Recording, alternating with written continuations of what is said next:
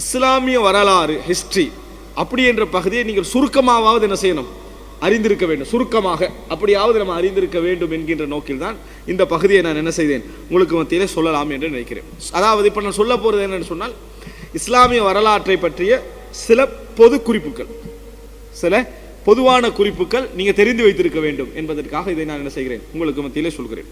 அன்புள்ள சகோதரர்களே, இஸ்லாமிய அதாவது வரலாறு என்று நம்ம கடந்த காலத்தில் படிக்கிற நேரத்தில் அது ஹிலாஃபத்தை விட்டு பிரித்து என்ன செய்யலாது, படிக்க இயலாது.